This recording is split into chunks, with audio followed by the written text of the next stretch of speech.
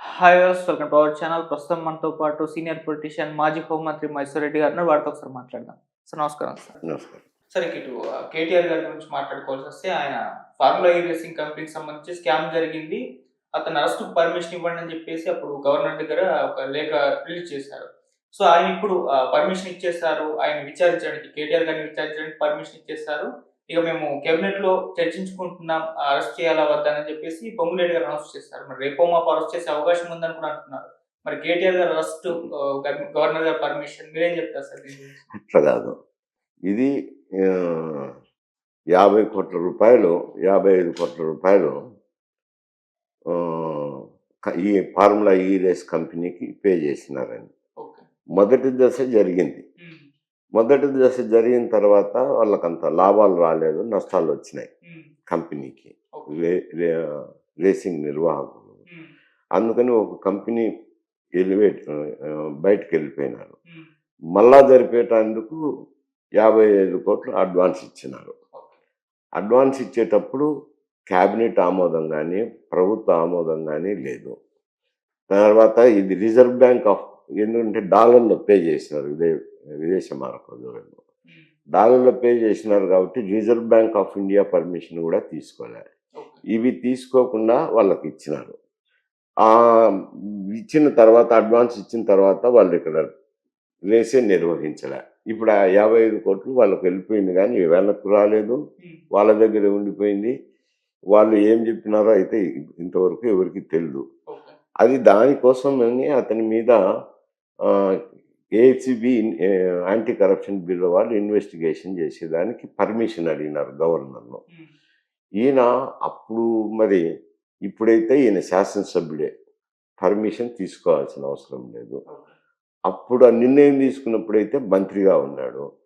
అందుకోసమని ఎందుకు మళ్ళా డీలమ్మా, కోర్టుల్లో ప్రశ్నలెందుకని ఒకటే మారు గవర్నర్ పర్మిషన్ తీసుకున్నారేమో. అంతకంటే మించి అవసరమైతే లేదు. గవర్నర్ పర్మిషన్ తీసుకోవాల్సిన అవసరం లేదు. ఓకే. కాకపోతే అప్పుడు మంత్రిగా నిర్ణయాలు తీసుకున్నాడు. హ్మ్. ఇప్పుడు ఎమ్మెల్యేగా ఉన్నాడు. ఓకే. కేసు అప్పటికి సంబంధించింది. హ్మ్. కాబట్టి మళ్ళా ఒకవేళ అది లీగల్ స్క్రూటినీకి రావచ్చునేమో అనుమానంతో ఎందుకైనా మంచిదని డబ్లీ షూర్ ఉండేదానికోసం గవర్నర్ గారు పర్మిషన్ తీసుకున్నారు. హ్మ్.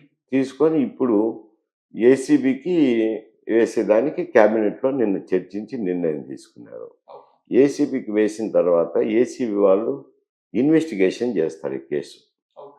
ఇన్వెస్టిగేషన్ చేసిన తర్వాత కేలు కేసు ఫైల్ చేసినప్పుడు ఎఫ్ఐఆర్ అరెస్ట్ చేయాలా వద్దా అనేది అప్పుడొస్తది సమస్య.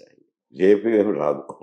సార్ ఇప్పుడు అంటే కేటీఆర్ గారు ఒకవేళ అరెస్ట్ అవుతే సింపతి వస్తుందా రాదా అన్న చర్చ కూడా ఇప్పటి నుంచే జరుగుతుంది సార్. ఎందుకంటే కవిత గారు అరెస్ట్ అయినప్పుడు ఏ మాత్రం కూడా రాలేదు. ఎక్కడి నుంచి కూడా రాలేదు. ఇప్పుడు కేటీఆర్ గారు అరెస్ట్ అయితే ఒకేలా సింపతి రైజ్ అయ్యి మళ్ళీ ఏమన్నా కాంగ్రెస్‌కు నెగెటివ్ వస్తుందా అన్న విధంగా కూడా కాంగ్రెస్ వాళ్ళు ఆలోచిస్తున్నారని కూడా వార్తలు వినిపిస్తున్నాయి. సార్ మరి ఈ సింపతి పైన మీ ఒపీనియన్?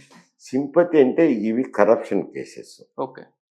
ఇవి మామూలుగా ఏదో కక్షతోనో, ఇంకొక రకంగానో, రాజకీయ పరంగానో అరెస్ట్ చేస్తే అయితే సింపతీలు వస్తాయి. హ్మ్.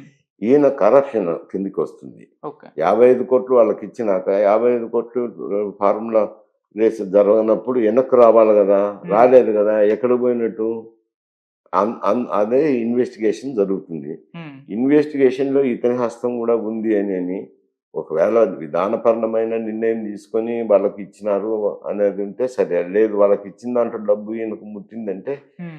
రేపు యాంటీ కరప్షన్ బ్యూరోనే గదా ఇన్వెస్టిగేషన్ చేస్తుండేది. అవును. ఆ యాంటీ కరప్షన్ కింద అరెస్ట్ అయినారంటే సింపతి ఏమొస్తది? రాజకీయ కోణంలో చూస్తే వస్తది గానీ, సింపతి వస్తదని నేను అనుకోవడంలే. అయినా జనం ఎట్లా రిసీవ్ చేసుకుంటారో ఎవరు మేము చెప్పలేం గదా! హ్మ్.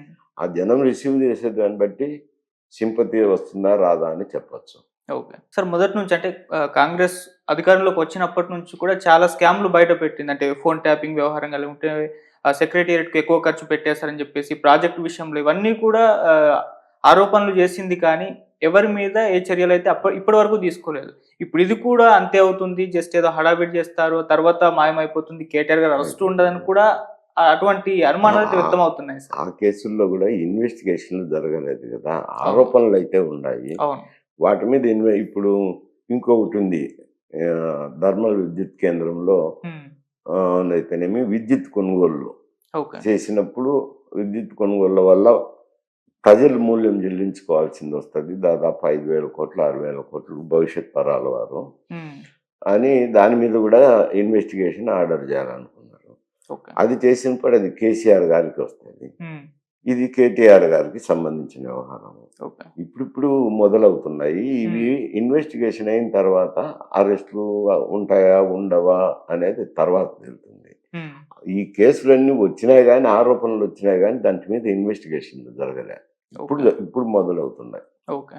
సార్ ఏపీలో అంటే టీఎస్‌లో రెండిట్లో కూడా మనం చూస్తూ ఉన్నాం సార్ ఈ అరెస్ట్‌ల పర్వం గురించి. సో, ఏపీలో కూడా ఈ విధంగానే అరెస్టులు జరుగుతున్నాయి. వైసీపీ నేతలు సోషల్ మీడియా వాళ్ళు అరెస్ట్ అయ్యారు. కొంతమంది నేతలు అరెస్ట్ అయ్యారు. ఇప్పుడు అదే పద్ధతిని రేవంత్ రెడ్డి గారు కూడా ఫాలో అయ్యి వీళ్ళు అరెస్టులు చేస్తే కాస్త బీఆర్ఎస్‌ని వీక్ చేయొచ్చు వచ్చే ఎలక్షన్స్ నాటికి అన్న ఒక వ్యూహంతోనే వెళ్తున్నారని అనిపిస్తుంది సార్. మీరేం కాదు, చెప్తారు? వ్యూహంతో కాదు, హ్మ్. కేసులు బయటకు వచ్చిన తర్వాత నిర్ణయాలు అయితే తీసుకుంటారు కదా. ఓకే. దాని కక్ష సాధింపు పెట్టడం తప్పైతే చేసినారు కదా. హ్మ్. ఇప్పుడు కవితది స్కామ్ కేసులో ఈడీ నోటీస్ ఇచ్చినారు, అరెస్ట్ చేసినారు. ఓకే. అందుకే పెద్ద సింపతి రాలేదు కదా. ఇక్కడ కూడా ఊరికి అరెస్ట్ చేస్తే కేసు పెట్టి ఇక్కడ కొన్ని జాగ్రత్తలు తీసుకుంటున్నారు. ఒకటైతే గవర్నర్ పర్మిషన్ తీసుకున్నారు హ్మ్. కేటీఆర్ విషయంలో, ఈ ఫార్ములా రైస్లో.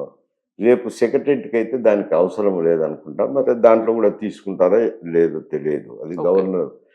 గవర్నమెంట్ ఇష్టం. అది హ్మ్. తీసుకొని చేసినప్పుడు ఈ ప్రూవ్ అయితే కనుక మాత్రం కరప్షన్ ఛార్జెస్ ప్రూవ్ అయితే మాత్రం ఏముండవు అంట. హ్మ్. ఇప్పుడు ఖచ్చిపోతుగా అప్పుడు స్కిల్లో చంద్రబాబు నాయుడిని అరెస్ట్ చేశారు. స్కిల్లో చంద్రబాబు నాయుడిని అరెస్ట్ చేసినప్పుడు అది అక్కడ స్కిల్ దాంట్లో చదువుకున్న వాళ్ళు చాలామంది ఉద్యోగాలు సంపాదించుకున్నారు. ఓకే. వాళ్ళంతా బయటకు వచ్చి, వాళ్ళు ఏ పార్టీకి చెందిన వాళ్ళు కదా, ఐటీలో పనిచేసే వాళ్ళు ఏ పార్టీకి చెందిన వాళ్ళు హ్మ్. హైదరాబాద్లో చేశారు. హ్మ్. ఎందుకంటే ఐటీ సెంటర్ ఇక్కడే ఉన్నాయి కాబట్టి ఆడ చదువుకునే స్కిల్ డెవలప్మెంట్లో చదువుకున్న వాళ్ళంతా ఇక్కడ వచ్చి పని చేసినారు కాబట్టి మాకు ఉద్యోగాలు వచ్చినాయి. ఆయన అరెస్ట్ చేయడం, ఆయన యూనివర్సిటీ పెట్టిందానే కదా మేము అక్కడ చదువుకొని ఇక్కడ వచ్చినాము, హ్మ్. అన్యాయం జరిగిందని చెప్పి హైదరాబాద్లో చేస్తుంటే అప్పటి బీఆర్ఎస్ ప్రభుత్వం కూడా మీరు ఆంధ్రాలో చేసుకోండి, చేసుకోండి. వీళ్ళు ఎందుకు చేస్తున్నారు అనే విషయాలు కూడా బయటకు వచ్చినాయి. అవును. అందువల్ల అక్కడ ఆయన అరెస్ట్ చేసినప్పుడు కొంతమేరకు సింపతి. అయితే ఆడ ప్రభుత్వం అందుకే ఓడిపోయిందా ఆయన అరెస్ట్ చేసినందుకే అంటే హ్మ్. అందుకని కాదు, గత ప్రభుత్వ వైఫల్యాల వల్ల ఆడ వైఎస్ఆర్సీపీ ఓడిపోయింది. ఓకే. అందులో కాస్త కూస్తో ఒక 10% ఇది యాడ్ అయి ఉండొచ్చు, అంతకు మించి ఏం కాదు. ఎందుకంటే 150 సీట్లు ఉండేది 11 సీట్లకు పరిమితం కావాలని అంటే అది ప్రభుత్వం పట్ల వ్యతిరేకత భావంతో వేసింది. ఓకే. సార్ కేసీఆర్ గారు మామూలుగా బయటకు రాకపోవడం మనం చూస్తున్నాం సార్. అంటే ఇప్పుడు కేటీఆర్ గారు గాని ఒకవేళ జైలుకి వెళ్తే అప్పుడే కేసీఆర్ గారు బయటకొస్తారు. ఆయన్ని బయటకు రప్పించడానికే ఈ విధంగా చేసే అవకాశం ఉంది అని కూడా అంటున్నారు. అంటే అంటే హ్మ్. కొందరు అంటున్నారు హ్మ్. కేటీఆర్ అరెస్ట్ అయితే మేము కేసీఆర్ బయటకు రావాలనేది బయటకొస్తారు. ఏముంది కానీ ఆయన కొద్ది ఆయన రావచ్చు. ఓకే. ఆయన అంటే ఓడిపోతానే ఫ్రాక్చర్ అవ్వడము, అవును. ఆరోగ్యరీత్యా హాస్పిటల్లో హ్మ్. చేరడము అవి జరిగినాయి.